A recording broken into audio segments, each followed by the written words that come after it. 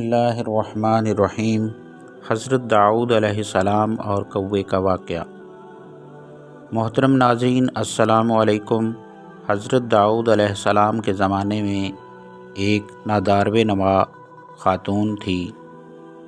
اس کے پاس جو تھوڑی بہت رقم تھی وہ اس سے اون اور روئی وغیرہ خریدتی اور اسے کھاد کر اس کی بٹیاں بناتی، پھر انہیں بیچ کر انتہائی سادگی سے اپنے اور اپنے بچوں کے اخراجات پورے کرتی تھی۔ ایک دن وہ سود کاٹ کر اس کی بٹیاں بنا کر بازار میں بیچنے کے لیے سر پر رکھے جا رہی تھی کہ اچانک تیزی سے ایک کوہ آیا اور ایک بٹی اٹھا کر لے گیا۔ وہ بے سہارا خاتون بہت رنجیدہ ہوئی اور حیران و پریشان حضرت داؤد علیہ السلام کے پاس آئی۔ اپنے تنگ حالات بیان کیے اور کوے کے بٹھی اٹھا کر لے جانے کا واقعہ بیان کرنے کے بعد عرض کیا، خدا کی عدالت کہاں ہے؟ حضرت داؤد علیہ السلام نے اس سے فرمایا، ادھر بیٹھ جاؤ تاکہ تمہارے بارے میں فیصلہ کروں۔ ایک طرف یہ واقعہ پیش آیا اور دوسری طرف یہ ہوا کہ کچھ لوگ کشتی کے ذریعے دریا عبور کر رہے تھے۔ ان کی کشتی میں سوراخ ہو گیا اور پانی داخل ہو جانے سے کشتی کے ڈوب جانے کا خطرہ تھا۔ ان لوگوں نے نظر مانی کہ اگر اس خطرے سے نجات مل گئی تو 1000 دینار کسی فقیر کو دیں گے۔ اللہ تعالیٰ نے ان پر لطف و کرم کیا اور اس کوے کی ڈیوٹی لگائی کہ وہ اس خاتون کی بٹھی اٹھا کر کشتی میں لا پھینکیں۔ کوے نے ایسا ہی کیا۔ ان لوگوں نے اس بٹھی سے فائدہ اٹھایا اور کشتی کا سوراخ اچھے سے بند کیا اور ڈوبنے سے نجات پائی۔ جب وہ لوگ ساحل پر پہنچ گئے تو اپنی نظر ادا کرنے کے لیے سیدھے حضرت داؤد علیہ السلام کی خدمت میں حاضر ہوئے اور 1000 دینار حضرت کی خدمت میں پیش کرنے یا سے نجات پانے کا پورا واقعہ تفصیل سے سنایا۔ حضرت داؤد علیہ السلام نے اس خاتون کے سامنے خدا کی حکمت و عدالت بیان کی اور وہ 1000 دینار اسے دے دیے۔ وہ خاتون بہت خوش ہوئی اور سمجھ گئی کہ خدا سے زیادہ اور کوئی بھی احسان کرنے والا نہیں ہے۔ حضرت داؤد علیہ السلام کے زمانے میں ایک شہوت پرست شخص ایک خاتون کے پیچھے جاتا اور اسے غلط کام کرنے پر مجبور کرتا تھا۔ اللہ تعالیٰ نے اس خاتون کے دل میں ایک بات ڈالی کہ اس شہوت پرست شخص سے کہے کہ جب وہ میرے پاس آتا ہے اس وقت ایک اجنبی شخص تیری بیوی کے پاس جاتا ہے۔ اس خاتون نے یہ بات اس شخص سے کہی تو وہ فوراً دوڑا اپنے گھر گیا اور کیا دیکھا کہ ایک اجنبی شخص اس کی بیوی کے ساتھ ہم بستر ہے۔ یہ ماجرا دیکھ کر وہ بہت پریشان ہوا۔ اس شخص کو پکڑا اور حضرت داؤد علیہ السلام کے پاس لے جا کر کہا، اے اللہ کے پیغمبر، میرے اوپر ایک ایسی مصیبت آئی ہے جو آج تک کسی پر نہ آئی ہو۔ حضرت داؤد علیہ السلام نے پوچھا، وہ کون سی مصیبت ہے؟ شہوت پرست مرد نے کہا، یہ شخص میری عدم موجودگی میں میرے گھر آیا ہے اور میری بیوی سے زنا کیا ہے۔ اللہ تعالیٰ نے حضرت داؤد علیہ السلام پر وحی نازل کی کہ اس مرد سے کہو، جیسا کرو گے ویسا بھرو گے۔ ایک دن حضرت داؤد علیہ السلام گھر پر بیٹھے ہوئے تھے۔ آپ علیہ السلام کے پاس ایک فقیر اور پریشان حال نوجوان بیٹھا ہوا تھا۔ یہ جوان حضرت داؤد علیہ السلام کے پاس بہت آتا جاتا تھا اور بہت خاموش طبع تھا۔ ایک دن حضرت اسرائیل علیہ السلام حضرت داؤد علیہ السلام کے پاس آئے اور گہری نگاہوں سے اس نوجوان کو دیکھا۔ جناب داؤد علیہ السلام نے حضرت اسرائیل علیہ السلام سے کہا، اس جوان کو کیوں دیکھ رہے ہو؟ حضرت اسرائیل علیہ السلام نے کہا، ہاں، مجھے حکم ہوا ہے کہ میں اس ہفتے کے آخر میں اس نوجوان کی روح قبض کر لوں۔ حضرت داؤد علیہ السلام کے دل میں اس جوان کے لیے تڑپ پیدا ہوئی اور اس سے کہا، اے جوان، کیا تمہاری بیوی ہے؟ جوان نے کہا، نہیں، ابھی تک میں نے شادی نہیں کی۔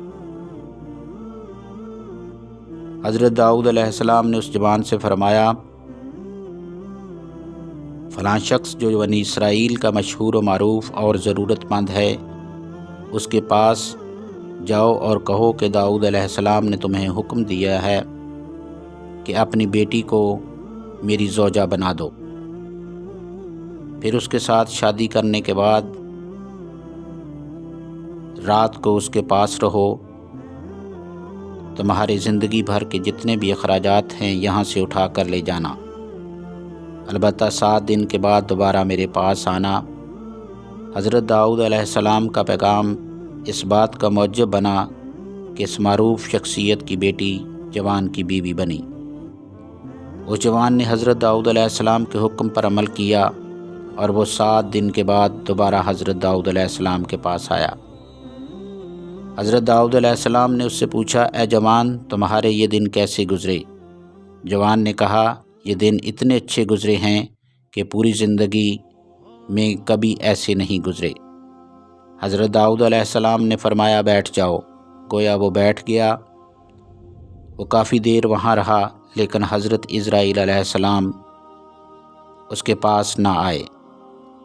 حضرت داؤد علیہ السلام نے اس جوان سے کہا، اٹھو اور اپنی زوجہ کے پاس جاؤ اور 7 دن بعد دوبارہ یہاں آنا۔ وہ چلا گیا۔ 7 دن گزرنے کے بعد وہ حضرت داؤد علیہ السلام کی خدمت میں حاضر ہوا۔ اس مرتبہ پھر حضرت داؤد علیہ السلام نے پھر وہی حکم دیا۔ وہ 7 دن بعد پھر حضرت داؤد علیہ السلام کی خدمت میں حاضر ہوا۔ اس دوران میں جناب اسرائیل علیہ السلام تشریف لائے۔ حضرت داؤد علیہ السلام نے حضرت اسرائیل علیہ السلام سے فرمایا کہ آپ کا ارادہ تو یہ تھا کہ آپ 7 دن بعد دوبارہ آئیں گے، پر نہیں آئے۔ اس جوان کی روح قبض کریں گے، لیکن آپ نہیں آئے، اور آج تیسرے ہفتے بعد آئے ہیں۔ حضرت اسرائیل علیہ السلام نے کہا، اے داؤد علیہ السلام، اللہ تعالیٰ نے آپ کے رحم کرنے کی وجہ سے اس پر رحم کیا اور اس کی موت 30 سال تک مؤخر کر دی ہے۔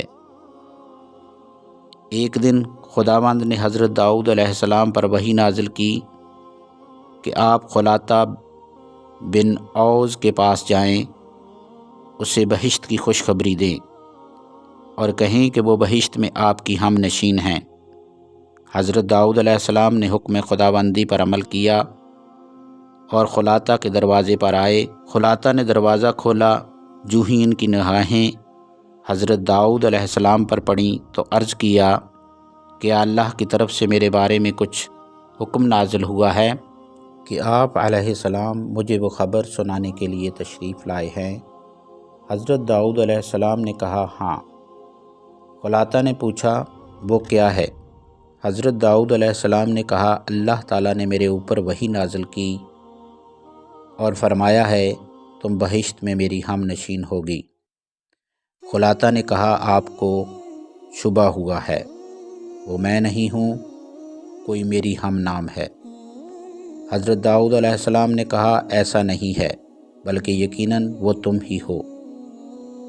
خلاطہ نے کہا، اے پیغمبر خدا، آپ علیہ السلام سے جھوٹ نہیں بول رہی ہوں، خدا کی قسم میں اپنے اندر ایسی کوئی خوبی نہیں دیکھ رہی کہ بہشت میں آپ کی ہم نشین ہوں۔ حضرت داؤد علیہ السلام نے کہا، تم اپنی باطنی امور کے بارے میں کچھ گفتگو کرو تاکہ میں جان سکوں کہ تم کیسی ہو۔ خلاطہ نے کہا کہ میں ایک ایسی حالت کی ہوں کہ مجھے جو بھی دکھ تکلیف، خواہ نقصان ہو یا کوئی حاجت یا بھوک پیاس، میں نے کبھی اس کو رفع کرنے کے لیے خدا سے نہیں کہا، یہاں تک کہ وہ ذات خود ہی اسے رفع کر دیتی ہے۔ یعنی میں وہی پسند کرتی ہوں جو میرے محبوب کو پسند ہوتا ہے، اور نہ ہی خدا سے میں مشکلات کے عوض کچھ مانگتی ہوں، بلکہ ہمیشہ اس کا شکر بجا لاتی ہوں۔ حضرت داؤد علیہ السلام راز کی بات سمجھ گئے اور اس خاتون سے فرمایا، تم انہی خوبیوں کی وجہ سے اس مقام پر فائز ہوئی ہو۔